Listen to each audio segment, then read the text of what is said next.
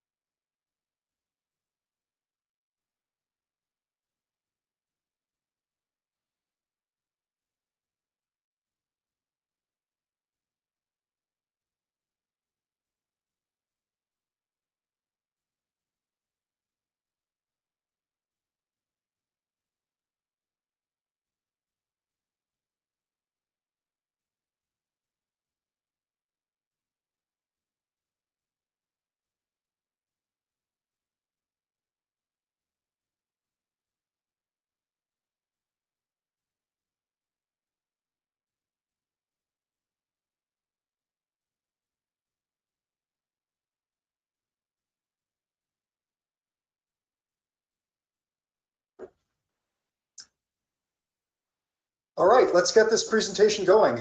Thank you very much for joining us today. This is a presentation about reverse mortgages, and the deck is aimed at the real estate agent community, you. So, thank you very much for joining us. We're going to talk about reverse mortgages, and we're going to talk about, kind of what I think is possibly the biggest kind of application, potential that there is, and it's the reverse for purchase program that we have. So let's get started. Thank you very much.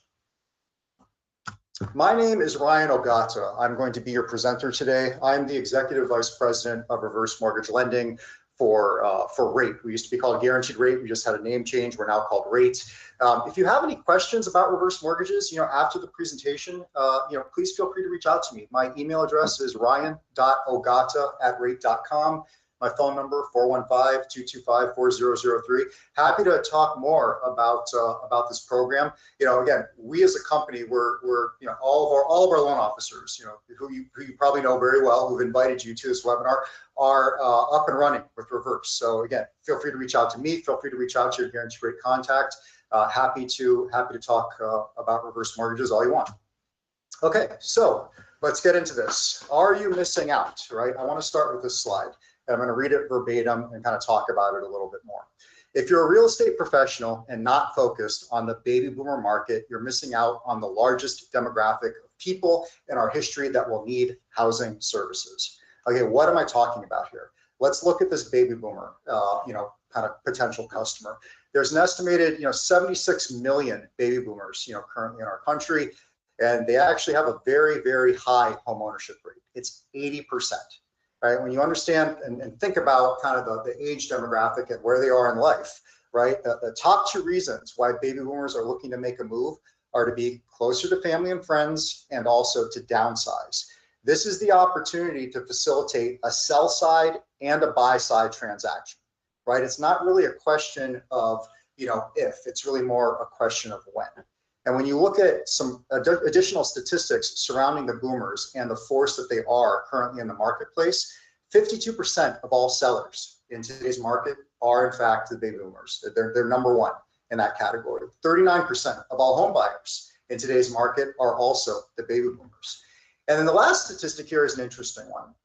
90% of all boomer buyers used an agent. Now, why is that relevant, right? When we think about all of the kind of external forces that are looking to penetrate into our businesses, right? On the lending side, on the real estate agent side, the millennials, the younger demographic, they like apps, maybe they're a little bit more,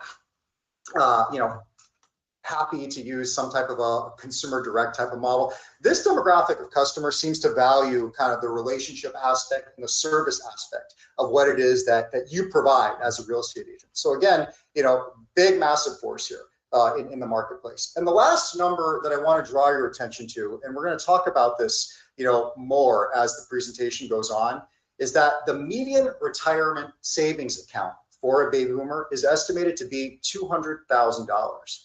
Now, $200,000 is a relevant amount of money. It's not insignificant by any means. However, I think that this is sort of indicative of a larger issue that we have in the country, that there is something of a retirement savings shortfall. And this number is indicative of that. It's probably not enough cash to get somebody through a successful retirement. And this is where, the reverse mortgage in particular becomes very, very relevant. I also want to talk about the massive inventory shortage that we currently have, in the real estate market, right? Homeowner tenure is actually increasing. The typical US homeowner has now spent close to 12 years in their home. That amount is double from what it was just 2 decades ago. So people are sort of staying in place a little bit longer. Some of the problem is attributed to the fact that some mortgages that people have are frankly too good to give up, right? If you think about sort of the environment that we were in 2020, 2021, where people were able to lock in very, very low interest rates, some as low as, 2.5% in some cases. That mortgage that mortgage rate is so low compared to today's, 6 to 7%. It's sort of locking up the typical kind of velocity of transactions that we see in the real estate market. So there's something of an inventory shortage because people don't want to sell. If you look at the boomers, again, more closely, 40% of all baby boomers have lived in their homes for 20 plus years. Right behind that, another 16% have lived in their homes, 10 to 19 years. And if you compare that to Gen Xers, right, 35% of Gen Xers have lived in their homes 10 plus years. Now, that really shouldn't come as a surprise to anybody because, Gen Xers bought after the boomers, then followed by the millennials, right? So it makes sense they've been in their homes longer. Really what I'm trying to stress here is that when you look at this nice sort of chart that was provided to us by Redfin and their data analytics, there are a lot of boomers that have been in their home for a very, very long time, chances are that they have, sort of, maybe they're empty nesters and that house is maybe too big for them, right? I think about my parents in particular. They live in a vertical home. I grew up in San Francisco, and there's 3 levels to it. There's no way that my parents are going to be able to navigate those stairs for the rest of their lives. So it's really not a question of if this inventory is going to come to the market. It's really a question of when. And us as real estate professionals, we need to be prepared for it, and maybe you can go out and seek it, because this transition will be coming, and it's your opportunity to facilitate the sale and the buy. So what's the cause, right? People hanging onto their homes is obviously contributing to this inventory shortage, despite the need to transition. So let's analyze this a little bit more. Older Americans are hanging onto their homes because they are financially incentivized to do so. 54% of boomers who own homes own them free and clear. They have no mortgage payment, right? So from a cash flow standpoint, they're actually doing good. For those that do have a mortgage, the outstanding balance is likely small, right? They've been in that home for a long time. They've had a lot of time to pay it down. And moreover, the interest rate that they're sitting on is much lower than today's 6 to 7% range. So from a monthly cash flow standpoint, they're doing pretty good. So that's contributing to the reluctance to give up that property. There's also the other side of it, and that's, older Americans are hesitant to sell and downsize because financing options are more restrictive for retirees, right? Most mortgage programs are qualified based off of income, and retired borrowers have less income than they did before, right? So if you're working with your lenders, doing transactions, you've probably heard about this, this thing called a debt to income ratio, DTI, right? And that's how much debt somebody is taking on relative to the income that they're making. When you think about a retired borrower who has less income, right? They're not employed. Maybe they're living off of, their Social Security. Maybe they're living off of, their retirement funds. They don't have the same cash flows as they did before. So they can't leverage themselves. And there's a little bit of reluctance to kind of buy a house because they're probably looking at an all cash type of a transaction. As much as values have increased substantially, there'd be typically enough sale proceeds to pay all cash. Liquidity concerns also contribute to the reluctance to sell and downsize. Right? We're also going to talk about transaction expenses, capital gains. Remember that $200,000 figure, right? That's what they're looking at in terms of cash to get them through their retirement. They've got this sort of mountain of equity in their home, right? For most people, their home is the biggest kind of component of their balance sheet. How do we go about sort of leveraging that money in order to kind of get somebody through a retirement? So the other part is, how much are they actually going to net from the sale, right? So let's look at this, right? Here's a transaction price of $800,000. We got to take out our agent commissions. You do a great job, selling the home. You got to market it. You got to find them a buyer, right? So if I take, 6%, that's $48,000. Transfer tax. So I'm using this example, my hometown of San Francisco, we have to pay transfer taxes. The seller does when they sell a property, and that's assessed, for this price point at $3.40 per $500. So that's, $5,400 there. That's also added on. Maybe they've got some miscellaneous expenses, energy efficiency, water, conservation,